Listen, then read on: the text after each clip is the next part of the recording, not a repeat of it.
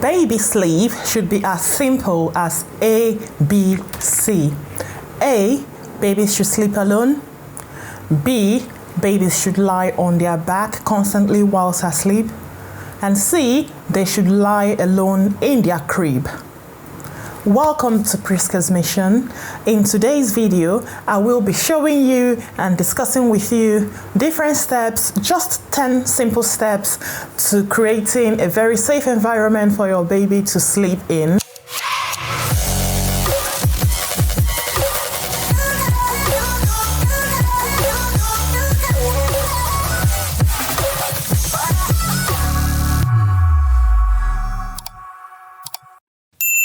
We know that sometimes new moms don't appreciate what and do's and don'ts when it comes to babies. This is not calling out people on things that they don't do right, but I know I had my first child during pandemic and I was one of the people that I didn't know about all of these steps, but since having this second one, I have now understood exactly the do's and the don'ts when it comes to creating a safe and a comfortable environment for our new babies. In number one, I have the first simple step: make sure that your baby has been well fed before you put them to bed. Make sure they've been changed, that they have a clean, fresh nappy on them, and that their tummy is full, and then your baby will be ready to sleep. In number two, I have the simple act of making sure the room is dark. I'm not saying that you should make your baby's room pitch black. That's not what I'm talking about, because I know that my second baby, she just cannot stand dark rooms. Once the room is so dark, she starts to cry. So that is not what I'm saying, but make sure that it's not as bright as daylight, or that there are lots of lights on attracting them and giving them something to watch, something to look at. With that, they would never sleep. The next one is make sure that the room is at a very good temperature. When I say good temperature, nice temperature, normal temperature, I mean about 20 degrees Celsius or maybe 68 degrees Fahrenheit for people that don't live in the UK. I mean, this will be very determinant on what your baby is sleeping on, which I'm going to discuss with you later in the course of this video. By the way, if you haven't subscribed to Priska's Mission, please subscribe to my channel, and thank you to my returning subscribers. If you're coming across this video for the first time, I'm Priska Obianodo, and I bring content your way every Monday evenings. The next one is use a sleep sack. Right, do not use blankets, duvets, and all of those. Please use a sleep sack. I tell you something about this sleep sack. You know, my husband also didn't understand why we use sleep sack on babies. Of course, he didn't go for most of the classes that I went for. However, one day I was not there. He put the baby down, put the fluffy blanket over her, and before he woke up or to even look at the baby that is next to him, I don't know what happened, but she has slipped down under the soft fleece that she covered her with, and he panicked. He was like, "Where is the baby?" And then looking again, the baby was right underneath the blanket. So he told me, I came back and he said to me, now I know why they say sleep sack. So for the sleep sack that is for their age, they would never sleep anywhere. They're not going to go anywhere because it's their right size. They have sleep sack from 0 to 3 months, 3 months to 6 months, 6 months to 12 months, etc. Just like that, like how we do with baby bodysuits and baby suits and all of that. That is how the sleep sack is. Similarly, make sure that the sleep sack is for the right temperature.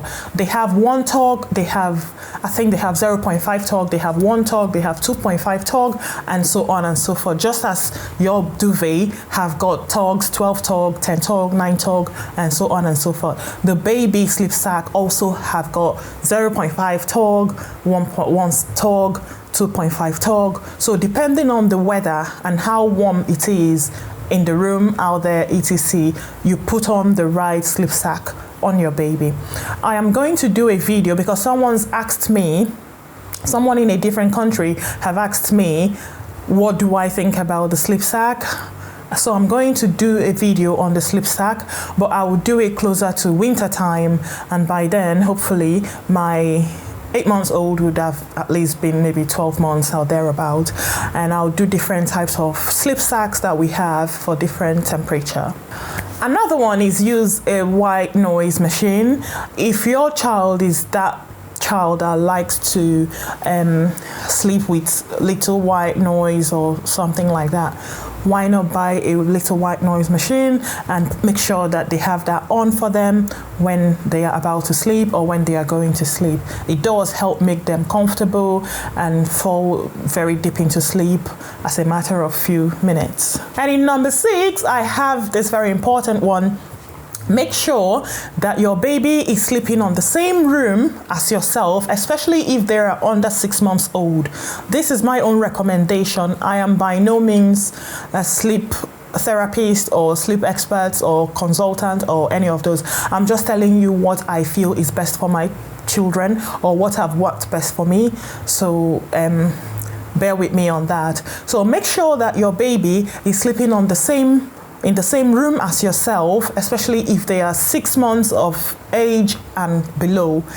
I mean, from 6 months, my little one started sleeping with her sister in their room, and we're fine with that. But before 6 months, they've always slept next to me in nexttomecrib. So make sure you have your baby next to you, but not on the same bed as you. That on its own is a risk, leaving your baby to sleep on the same bed as you, because you could roll over them and suffocate them and things like that. So please don't sleep on the same bed as your newborn baby. Do not do that. Just put them in the nexttomecrib next to you. The 7th one, very important one. It is not as if the ones I've mentioned previously are less important than the one I'm going to mention now, but if you have heard of something called SIDS, SIDS, sometimes it's called, this means sudden infant death syndrome. This is where babies die in their sleep without people being able to find out the cause of their death. And it happens a lot from when kids are from newborn to up to they are 4 months old. So for this reason, it has been recommended that you lay your baby on their back all the time. Do not put them on the side, do not put them on their face, do not put them on the other side, or elevate their bed, or put them on a pillow. All of that, please do not try that. Totally avoid that. Make sure that at any time, whether it's for afternoon nap, a quick nap, night sleep, any sleep of any kind, that your baby is lying flat back on their back at all times. This is a way that helps avoid these SIDS that we have always heard about, or you have heard me mention now.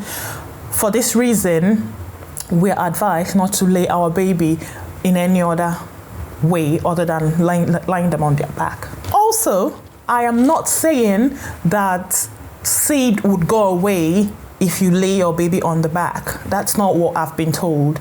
But it reduces the risk of having SID when you lay them on their back. And in number 8, use a firm, flat mattress.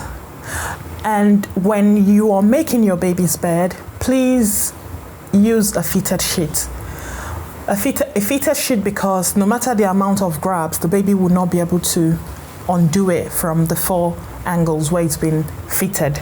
So please use a fitted sheet and take off any blanket, any soft toy, cuddly toys, bumper pads, anything on the bed, take it off. That bed should only have your baby in their sleep sack, and that is it. As simple as, nothing complicated. Do not even leave a toy. No matter how soft it is, no matter how tiny it is, just take it off, just to be on the safe side. It's better to be safe than sorry. In number 9, I have, do not place your baby near a radiator. I don't think anybody does this, but I'm just going to mention it because you never know. So do not put your baby near an air conditioner. a radiator, or even near a window, because there could be drafts coming in which won't be good for the baby to sleep in all night. So avoid putting your babies near windows, near the door, etc. I know sometimes our rooms isn't big enough, but just avoid where the radiator is. Why I'm saying this is sometimes you think being near the window is the best option. I remember during pandemic when I had my first child, her bed was just near the window because that was where it nicely fitted. And winter came. She was a summer baby, and winter came, and no one reminded me that you must move that bed, that cord must come out from there, or something has to happen. So please do not put your baby near a window. And my next one is the use of a baby monitor. If you've been in my residence, you would notice that we have a lot of cameras and baby monitors and so on and so forth. And I'm constantly looking at my babies, even when they are sleeping. Yes, have a baby monitor. It gives peace of mind. You can sleep sound without worrying, going up and down to check them. You can just look them up on the phone, or you can hear them cry through the baby monitor, depending on the type that you have. Yes, do that for your sake. Just so that, and for the sake of the baby, just so you know that they are safe where they are. I'm not going to say use the one that photographs, or it's all up to you, whichever you find to be very useful. I have the camera kind of one, and a friend actually gifted me with one that just transmits noise, like baby cries and stuff like that, and it's also very helpful. So I would definitely recommend that, just for your peace of mind and to make sure that your baby is safe. Alright guys, I hope you have enjoyed watching this video, and if you do find it very helpful, do give it a thumbs up.